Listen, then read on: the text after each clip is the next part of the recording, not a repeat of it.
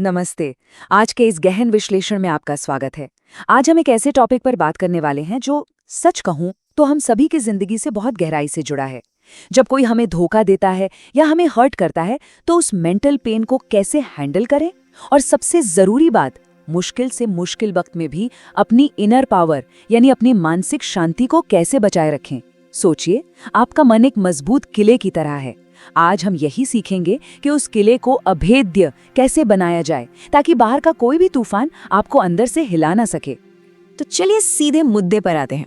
एक सवाल है जो कभी ना कभी हम सबके दिमाग में जरूर आता है। जिन लोगों ने हमारा भरोसा तोड़ा है या हमें गहरी चोट पहुंचाई है, उनके बारे में अच्छा सोचना आखिर इतना मुश्किल क्यों होता है? मतलब ये बहुत ही नॉर्मल है ना। जब कोई हमारे साथ गलत करता है तो हमारा पूरा फोकस सिर्फ और सिर्फ उसकी गलती पर अटक कर रह जाता है। हमें लगता है कि मैं 100% सही हूँ और वो गलत, बस। और ठीक इसी पॉइंट से वो मानसिक उलझन शुरू होती है जो हमारी सारी शांति छीन लेती है। और फिर हमारे अंदर से ये आवाज आती है, जब गलती उनकी है तो मैं अच्छा क्यों सोचूं? उन्हें भी तो वैसा ही दर्द होना चाहिए ना।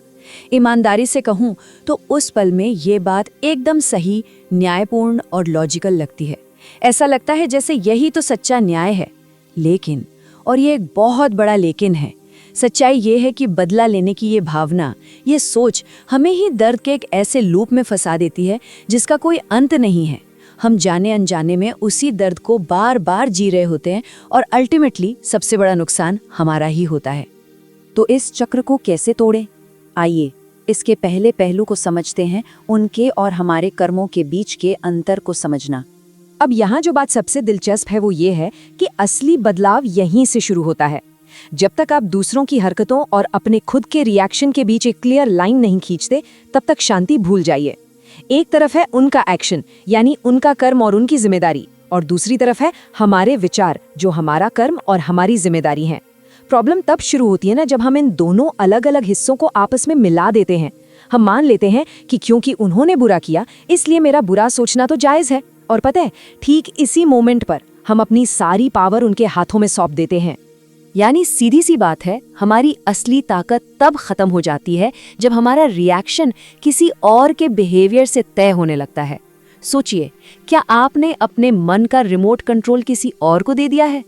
सच्ची इमोशनल फ्रीडम का मतलब ही यही है कि आपके विचार, आपकी भावनाएं सिर्फ और सिर्फ आपकी अपनी चॉइस से पैदा हों, किसी और की बाहरी हरकतों से भड़क कर बाहर ना आए। हमें अपनी एनर्जी का बॉस खुद बनना होगा। चलिए अब आगे बढ़ते हैं और बात करते हैं भावनात्मक ऊर्जा की, और समझते हैं कि नकारात्मकता की लहरें कैसे काम करती हैं। अब जरा इस बात की गहराई में जाते हैं कि जब हम उस गुस्से को पकड़कर बैठ जाते हैं तो हमारे दिमाग के अंदर एक्चुअल में क्या चल रहा होता है। जरा इस प्रोसेस को समझिए। मान लीजिए पहले कोई घटना घटी, वो प्रभाव का समय था। फिर कुछ घंटों या दिनों बाद हम उसी याद को बार बार अपने दिमाग में किसी मूवी की तरह प्ले करते रहते हैं। हफ्तों और महीनों बाद क्या होता है, बार बार सोचने से वो नेगेटिव एनर्जी कई गुना बढ़ जाती है, और फिर एक दिन वो दुख, वो गुस्सा हमारे नेचर का, हमारी पर्सनैलिटी का एक परमानेंट हिस्सा बन जाता है। बस एक सिंगल इंसिडेंट, और वो हमारी पूरी जिंदगी का रंग बदल देता है। तो यहाँ समझने वाली सबसे क्रूशियल बात यह है कि एनर्जी बिल्कुल एक बूमरैंग की तरह काम करती है। जब कोई हम पर नेगेटिव एनर्जी फेंकता है और अगर हम भी पलटकर वैसे ही नेगेटिव विचारों से वापस भेजते हैं, तो वो एनर्जी बस वापस नहीं जाती, वो एक्सपोनेंशियली मल्टीप्लाई हो जाती है, बहुत तेजी से बढ़ती है। और इसका रिजल्ट, एक बहुत छोटी सी बात एक इतना बड़ा मेंटल बोझ बन जाती है जिसे हम खुद अपने कंधों पर जिंदगी भर ढोते रहते हैं। तो फिर इसका हल क्या है? आइए इस विश्लेषण के तीसरे और सबसे महत्वपूर्ण हिस्से पर चलते हैं, आशीर्वाद का अभ्यास या सकारात्मक ऊर्जा भेजना। अब हम इस प्रॉब्लम की सलूशन की बात करते हैं। देखिए, ये सुनने में थोड़ा अजीब या आपको बिल्कुल उल्टा लग सकता है, लेकिन इस नेगेटिविटी के लूप को तोड़ने का सबसे तगड़ा और शायद इकलौता सटीक तरीका यही है कि आप उस इंसान को जानबूझकर पॉजिटिव एनर्जी या आशीर्वाद भेजें। नहीं, ये कोई कमजोरी नहीं है, ये खुद को हील करने की सबसे पावरफुल टेक्निक है। इसे इन स्टेप से समझते हैं।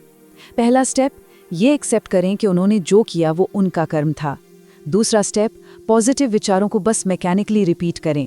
और हाँ, शुरुआत में ये एकदम रोबोटिक और बनावटी लगेगा और ये बिल्कुल नॉर्मल है क्योंकि फीलिंग्स नहीं आ रही होती, बस इसे करते रहिए। फिर तीसरा स्टेप, फीलिंग्स के जुड़ने का इंतजार करें और फाइनली आप महसूस करेंगे कि वो मेंटल बोझ एकदम से हल्का हो गया है। अगर आप सोच रहे हैं कि शुरुआत कहाँ से करें, तो ये एक बहुत ही सिंपल और प्रैक्टिकल थॉट है। परमात्मा की शक्तियाँ और आशीर्वाद उनके साथ हैं। बस इतना ही। जब आप मन में इस विचार को लाते हैं तो शुरू में ऐसा लगेगा जैसे आप सिर्फ शब्द रट रहे हैं, लेकिन जैसे जैसे आप इसकी रेगुलर प्रैक्टिस करते हैं ना, आपकी अंदरूनी भावनाएं इन बोले गए शब्दों के साथ पूरी तरह से सिंक होने लगती हैं और आपकी एनर्जी एकदम से शिफ्ट हो जाती है। आप भीतर से एक गहरी शांति का अनुभव करने लगते हैं। और ये चीज़ बहुत ही शानदार तरीके से दिखाती है कि इस प्रैक्टिस के डबल बेनिफिट्स क्या हैं। एक तरफ आपका इंटरनल रिजल्ट है, आपका मन एकदम हल्का हो जाता है, जैसे सालों पुराना कोई भारी बोझ उतर गया हो। और दूसरी तरफ है एक्सटर्नल रिजल्ट, आपकी ये पॉजिटिव एनर्जी जब उस इंसान तक पहुंचती है तो समय के साथ बहुत ही सटल तरीके से उनके अंदर की नेगेटिविटी भी कम होने लगती है। मतलब ये प्रैक्टिस पहले आपको खुद को हील करती है और फिर धीरे धीरे आपके आसपास के माहौल को भी बदल देती है। अब आते हैं एक बहुत ही जरूरी पॉइंट पर, सकारात्मकता और दृढ़ता के बीच सही संतुलन कैसे बनाएं। अब आप में से बहुत से लोग शायद सोच रहे होंगे कि यार, मन ही मन आशीर्वाद देने का मतलब ये तो नहीं कि बाहर से हम सबको चुपचाप सहते रहें। क्या हमें बस एक डोरमैट बन जाना चाहिए? बिल्कुल नहीं। आइए इस गलतफहमी को अभी दूर करते हैं। इन दोनों बातों में जमीन आसमान का फर्क है।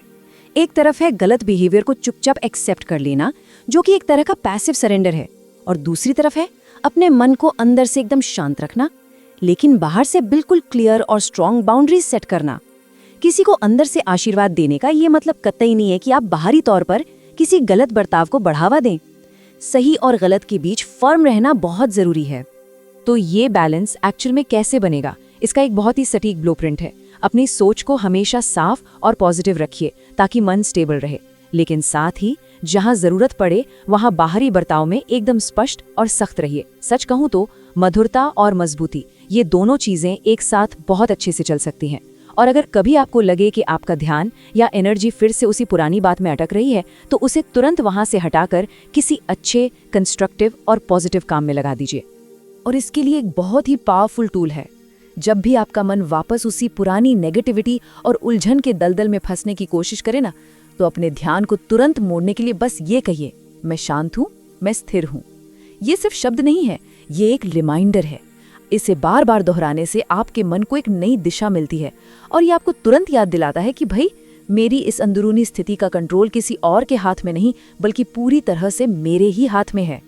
तो इस पूरे विश्लेषण के आखिर में मैं आपको एक बहुत ही गहरे सवाल के साथ छोड़ना चाहता हूँ, जो हम सब के लिए एक चैलेंज है।